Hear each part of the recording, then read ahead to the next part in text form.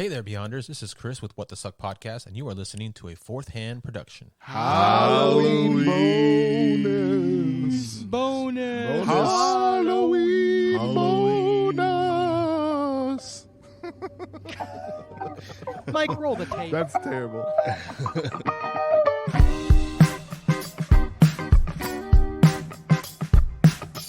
You are listening to the Beyond Terrestrial Podcast, your one-stop shop for the outstanding, the unconventional, and the downright strange.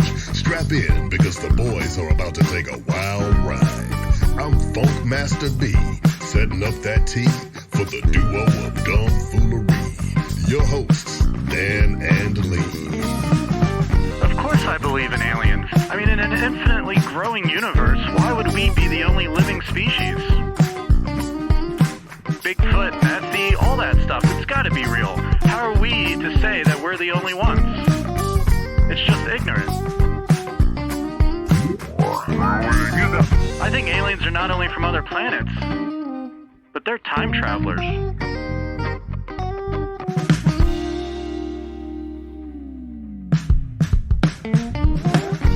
Welcome back to the Beyond Terrestrial Podcast for a special Halloween bonus episode. I am one half of the hosting duo, Mr. Dan Martson, recording just down from the spot where Robert Johnson made his infamous deal with the devil. With me, as always, Lee Arrett. Lee. Hey guys, how you doing? I'm back again, coming to you from the Bell Witch's backyard. I'm here in the Haunted Barn Studios, excited as always, and I'm happy. I got a scary story for y'all. I'm super excited. But Lee, what's that figure? That shape in the corner of the room? Oh my God, it's Mike. Mike Roop. What up, man? What's up? Oh, I never thought I would be a black mass, you know what I mean? That's kind of nice.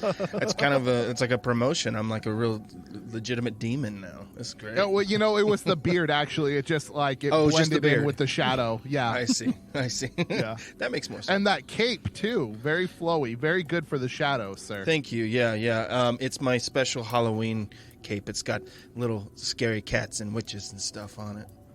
Oh, that's so cute. That is like an Etsy special. It is. Yeah. I make them, so if you guys want one, let me know. Oh, yeah. Wow. Check out Mike's Etsy store. Yeah. It's just filled with capes of different varieties. Capes by Mike. Capes by Mike. Very cool, guys. Well, like Lee was saying, yeah, this one's just a simple one. This is bonus extra time. We just thought it'd be cool to tell some scary stories on Halloween. So, Lee, you were really excited about yours, man. Why don't you kick it off? Okay. I am very excited about mine. So I bring to you a Cherokee legend in the form of a scary story. Enola woke up that morning with an idea. She was going to take her younger brother Datsu to pick flowers for their mother Onaka. Enola and Datsu got up and dressed and headed down to the field of wildflowers by the river. Datsu, as usual, has no interest in the flowers, so he's down exploring the bank of the river. Enola was having luck. The flowers were plentiful and healthy. Suddenly, she hears a sound. What is that? She thinks. It's like the sound she hears when the hunters are sharpening their knives. She's so focused on that sound, she almost misses Datsu's calls from the bank of the river. Enola, Datsu calls. There's a lady across the river. It looks like she needs help. Datsu begins to cross the river to help the lady, and Enola is following. There's that sound again. What is it? She sees Datsu start to move more quickly. He looks back at Enola. Come on! He calls. She needs help! He's at the bank now. Enola hesitates. Something's not right. Each time she hears that stomach-turning sound, Datsu becomes more frantic to get to the old lady. He's to her before Enola can stop him. There's that sound again. The lady raises her right hand. It's that finger, Enola thinks. It's like the tip of a hunter's spear. It's as sharp as an obsidian knife. The lady swipes her finger across Datu's abdomen. Datu screams as she removes his liver and takes a bite. She devours his liver in minutes. Datu's limp now. He's gone. I have to run. I have to run, Enola thinks. But she can't. She's too scared. Bum, bum, bum. I'm terrified. Lee, I like that one. I'm all alone here, guys. And you're going to tell a story like that? And I'm all alone here. Just hide under the cape. Just get underneath it. Oh, the witches will scare him off. I love it. I picture it like very, the spear finger, very Skinwalker, Wendigo sort of thing. So, like, that's creepy. That's a good one. Yeah. That's cool. So my story, Lee, takes place a little bit later, but it kind of fits into this old school deal. And it is another local legend. So here we go. Ready? Submitted for the approval of the Midnight Society. I think we now have The we have Deer now we owe them Island $1. Guardian. Yeah, that's right. That's copywritten. Again, the Deer Island Guardian. Deer Island lies just off the coast of Mississippi near Biloxi. The island was in fact part of the mainland originally and isn't a true barrier island. The undeveloped 400-acre spot is now owned by the state and is intended to be preserved as is for future generations. But according to local legends, the uninhabited island isn't as untouched as you might think. Buried beneath the sand is a dark, bloody history safeguarded by a cursed spirit. Rumors of pirate activity aren't uncommon on the Gulf Coast. Pirates operated from Florida to Texas well into the 1800s. None was perhaps more famous or wealthy than Jean Lafitte. Lafitte's efforts as a privateer helped win the Battle of New Orleans, and he turned Galveston Island in Texas into a multi-million-dollar black market for slaves and stolen goods. We don't know if it was Lafitte or another captain who cursed Deer Island, but the story goes like this. A pirate captain goes ashore on an uninhabited island with a small group of men. They mean to stash a portion of their loot and flee the ships dogging them along the coast. When the crew finishes burying the chest full of gold, the captain asks for a volunteer. Who will stay and guard this treasure? The seasoned crewmen look at each other. They know just what it means to stay behind. The other men breathe a sigh of relief when a young sailor, eager to please the captain, steps forward. I'll stay, Captain. Very good, boy, very good. Will ye guard this treasure fiercely now? Aye, sir. Will you stand fast, boy, holding this ground till your shipmates return? Aye, Captain. I'll stand by till Judgment Day if that's what needs be done. Good lad, good lad. And with a swing of the sword, the eager sailor lost his head, and the captain cursed the boy's spirit to watch over the gold for all time. But the captain never returned, and legends like this became folk tales and fancies of children's imagination, until 1922, when the Biloxi Sun-Herald printed this story. Two fishermen made their way to Deer Island for a camping trip. They rowed out, they set up their camp, had no problems, and the fishing was good. Having spent most of the day angling, the men only just started their dinner preparations as the sun set. Gathering the utensils and eats by the fire and lantern light, the men began to hear rustling in nearby palmettos. But the men paid little attention to the noise, assuming the smell of grub had attracted one of the island's small wild hogs. One of the men was astonished when he looked up from their supplies to see a skeleton standing next to the bushes. It took all the man's courage to signal his friend. He was almost frozen with fear. His companion gasped and dropped his plate at the sight of the ghostly figure. Then it lunged. The men barely escaped the skeleton's bony fingers and ran down the beach. The skeleton gave chase, but without the element of surprise, the men easily outran the ghoul. Returning in daylight for their supplies, the men found some old coins near their camp, but dared not take any for fear of the guardian. The tale made its way to a newspaperman and local historian, dubbed Mr. Tony, who allegedly collected more sightings of this spirit. All of them agreed the figure guarding Deer Island has no head. Holy shit. Wow. Scary. Wow. There you go, man. That's That's cool. I like that. I picture that one like Jason and the Argonauts. Remember the skeletons? That Harryhausen stop motion thing? I love that stuff, man. That's old school. Very cool. Mike, Yeah. what have so, you got for us? Well, what I have is slightly less formal of a story and more just like a tale, you know, with a little bit of history and mobsters and Is it of two old cities? Vegas and no, it's just a kind of. But no, not what you're thinking. Oh, it's not a tale of two Oh, cities? okay. No. Oh, okay. But it does have to do with two different cities.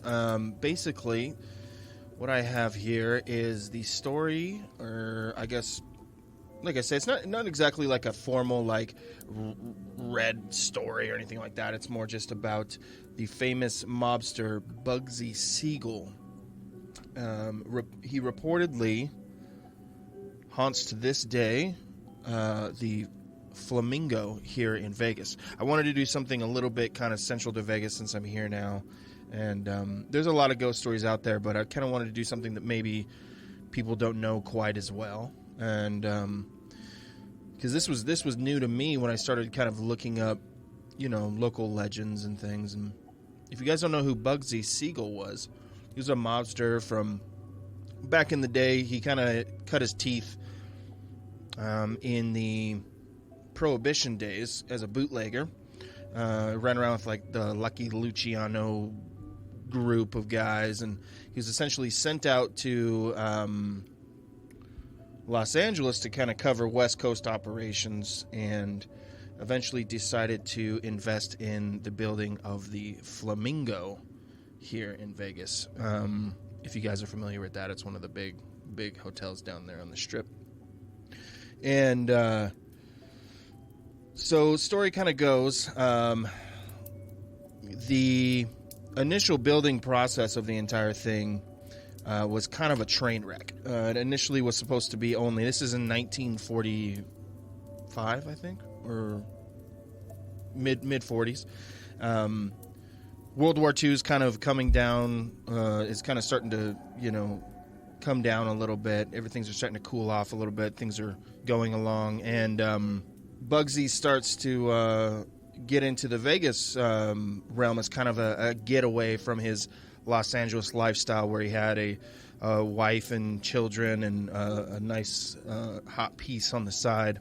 And so he invests in the building of the Flamingo, and basically it costs about 6 times as much money as it initially was supposed to. It was originally going to be about $1.5 million to build the place, and it ended up costing about 6. And so basically he asked the help of his old crime buddies, Meyer Lansky and Lucky Luciano, to loan him a bunch of money, and basically wasted the whole thing. So they decided, you know, we want our money back. The launch of the Flamingo was a complete failure, and so they're like, hey, you need to pay us our money back.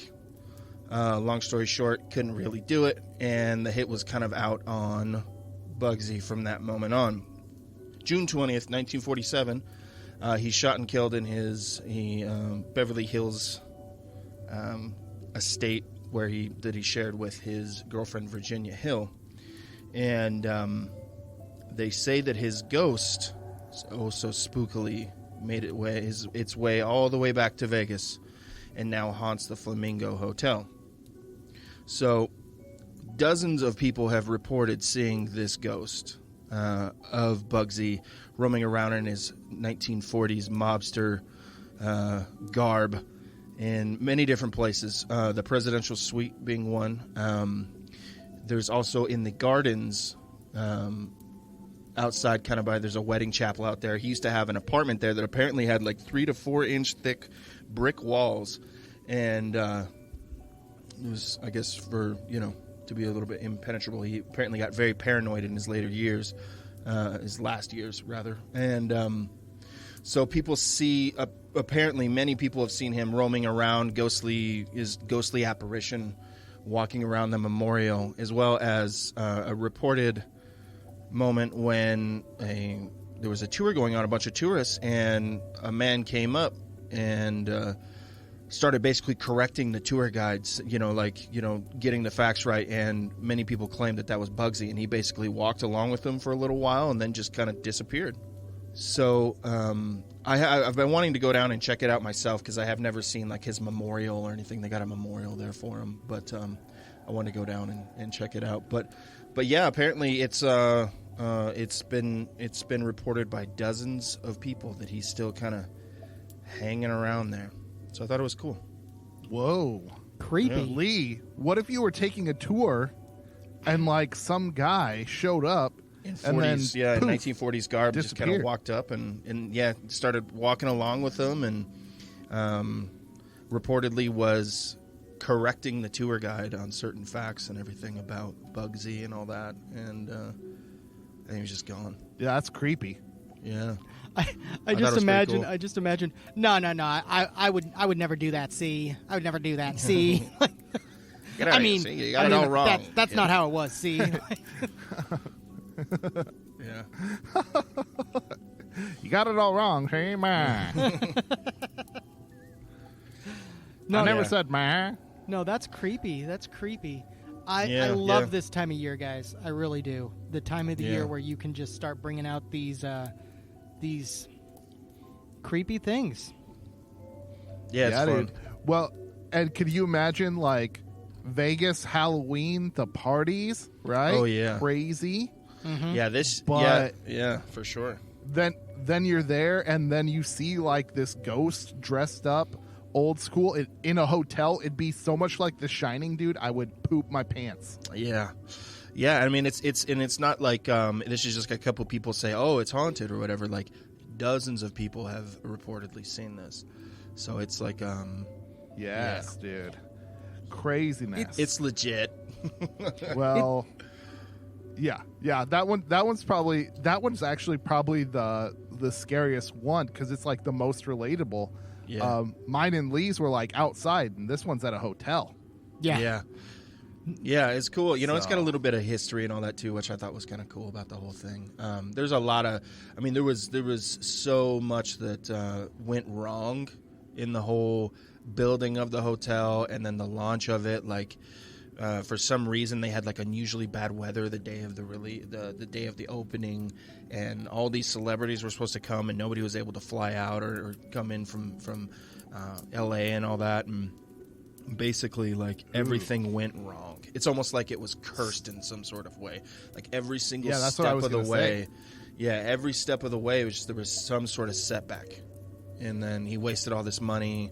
There were reported like palm trees that were like bought the same one several times. Like he'd have it driven out from Baker, California the same day, and then drove back the next day. So he just wasted millions of dollars and angered the wrong people, and it's just like it was just almost the death of him. So maybe that's why he goes back to haunt it, because it was just kind of leading up to, it was a major part of his death, because nobody knows who the assailant was, and it's still to this day nobody knows exactly who killed him for sure. Ooh. So it's kind of mysterious that way. Like nobody knows. It's a complete mystery, which is cool. But Yeah.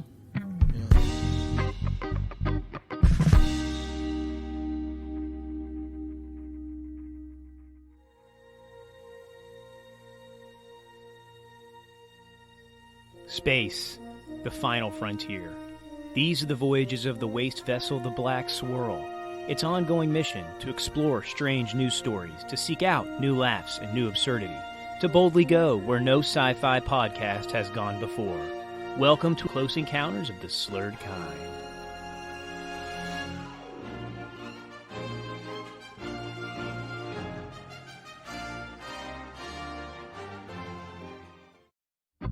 That's a good one. We've covered 3 different eras with our ghost tales. Very creepy stuff. But it's Halloween. Lee, what are your plans? Oh, it's really tough. I was so excited about Halloween. We're recording this a few weeks before Halloween. Right now, it's starting to seem like Halloween may not be happening, at least trick-or-treating. And to me, that is a huge fall. I was actually really excited about this. I got myself the coolest Halloween costume. I'll put a picture up when we release this episode. It is awesome. Guys. Because you look like you're 12 and you wanted to go out and get candy. Yes. No. All you got to do is shave, and it's just, it's like, oh, come on up here. Yeah, that's kind of true, actually. That's kind of true. No, guys. Oh, shucks, Mrs. Jenkins. I sure would like a Snicker bar. Oh, gee, you give out the full-size candy bars. Thanks a lot. Oh, my gosh. Come to find out she gave you some toothpaste and a toothbrush. Stupid bitch. Then he gets back into his car and drives off. I gotcha. No, I got a costume of an alien abducting me. Oh, whoa. Oh, yeah, those are good ones. Those are cool. Yeah. Those those blow-up costumes, right? Yeah, dude, I've seen that one. It's yeah, me being abducted by an alien. That's cool. That's going to come in handy for the future. Oh, absolutely. Absolutely. My current girl, or my girlfriend, I'll just say it, actually has a T-Rex costume, and I want to just run through the park with her chasing me while I'm being abducted by an alien. Kinky. I like it. They're into some weird Mike, stuff, how about but you, hey, man? more power to them, Hey, we have fun. What are you going to do for Halloween, Mike? Oh, man. Oddly enough, I'm here at Simple Equations Media right as we speak. And just earlier, I had a recording session with a friend of mine. We were doing some guitar tracks. And there's a little moon lamp in here, okay? They won't be able to see it, but it's like a 3D printed moon. And it's got like a light on the inside, and it changes colors and things. It's been dead for a week, okay? And we're sitting here recording, and I guess you guys can kind of see there's like the window over on this side where he was recording at, and I'm in here, and I see something out of the corner of my eye, and maybe this is the story I should have told. But I look down, and this moon lamp that's been unplugged for a week. It has a battery in it, but it's been unplugged for a week. Literally last Tuesday was the last time it was plugged in, and I left it on. So it was dead when it's been dead for days, And I look down, and the thing is pulsing. Like, how like LED lights, you can have like a pulse pattern. It changes colors and everything. It was pulsing, and I looked down like, what the hell? Like, that's supposed to be dead. And mind you, what it was on before was blue, because Halloween is a blue moon. If you guys didn't know, which is pretty cool. So oh yeah, this year, yeah. Yeah. So we had it on blue last week when we were recording, just kind of in the nature of everything, and it was on this pulse pattern. And it's like way out of the cycle. It goes through many different colors, and then it gets to the pulse. And so when he was done playing, I was like, "Hey, did you turn on the moon lamp?" And he's like, "No." He's like, I didn't even realize it was there, because it was just off. And I was like, "Dude, this thing just started. This thing just turned on, and it's pulsing. It's pulsing at me." And he's like, "No way! Like I didn't touch it. Like stop trying to freak me out type of thing, you know. And so I'm like, I'm serious, dude, like look at this. And he looks over, I look down, and it's off again. And I'm like, what the hell just happened? Like, this thing just turned on. It's been dead for a week. And then I look down, and when I finally tell him, you know, like, look at this, I look down and it's off again. And he's like, you're just messing with me. You're just messing with me. I'm like, no, dude, I swear to Jesus Christ himself, that thing just turned on and it turned off again. So I went over and was talking with the owner of this place, and he's a paranormal investigator himself. And like, I say that like I'm a paranormal investigator. I'm not. But he's like, we should do a seance in here on Halloween. And I was like, yeah, maybe we should do that, you know, because the other guy that works here, Charles, he said that he had his phone like fly off of a table across the room. And so we're thinking this place is definitely, I was kind of laughing when he was telling me about it, because I was like, it's not like, you know, whatever, man. But you never know, because Jay, the owner, he's on Ghost Adventures and stuff. So what if he brought something weird back with him that's now haunting this place? I was going to say, could it be an attachment? Holy, woo. Yeah. I do have one other question, Yes. though. This is a very serious question. So I am aware that semi-recently Nevada may have legalized a substance that Marijuana, yeah. sometimes makes people think crazy things. Yeah. However, I've never seen people hallucinate on that particular substance, so Yeah. there's no chance of that being the case. No. No. That shit makes me Dude, very paranoid cool. nowadays. I can't smoke Yeah. that anymore. Well, like, it's crazy. Simple Equations Media, all your audio, video production needs, from pre-production through post, and also possibly haunted. Yeah, man. It's crazy. So, you know, he's like, we should have a seance, and hopefully it happens. It probably won't. But, you know, Ooh. on a blue moon on Halloween, having a seance in a possibly haunted place, like, come on, man. It doesn't get any cooler Yeah, than dude, that. that's good. That's good stuff. You might as well get a Ouija board. Like, I'm not. He says, he's like, we'll bring the Ouija boards out, and I'm like, I'm not touching that thing. Like, Oh, yeah, I I had don't mess with terrible Ouija experiences boards. as a teenager with Ouija boards, and I'm not going down that road by any means.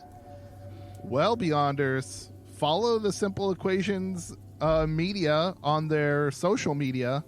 What is it? Simple Equations Media on Facebook and Instagram. Simple Equation _ on Twitter. And Yeah. who knows? Maybe you'll see a real life seance. Right? That would be cool. We should definitely film it. We'll have to do that. Absolutely. Yeah, well, you guys got all the stuff. Yeah, so Yeah. who knows what'll pop up. Yeah, man. So So hopefully that. I'm just gonna hand out candy. Our neighborhood is like, it's at your discretion. So I'm gonna stand outside and I'm just gonna like chuck fun size Snickers bars at kids. No, get a Yeah. I was going to ask how that was going to go, get a because we don't even know if we're PVC going to. pipe. 6 foot long PVC pipe, and just slide it down there. Or you know what? You could pressurize it and just launch them at them like it's a potato Should I gun. like a potato gun? Yeah, and I figured like it's the South, so it's probably gonna be like 70 degrees at least, if not warmer. So I was like, maybe I put them in the freezer and then start chucking them at kids. Oh, refreshment at the same time. I don't know. Last year here in Tennessee, it was kind of cold. So Well, we'll see. This is my first one down in the South, so I'm excited for it. But that is our Halloween plans. That's it. That's all we're doing. Check it out. Follow Simple Equations Media if you want to see Mike do a seance this Halloween. This is your chance. Get on there right now. So check it out. This will be dropping on Halloween. So guys, get on there. And that's really it. So guys, stay tuned. We've got a whole lot more coming from out there beyond terrestrial.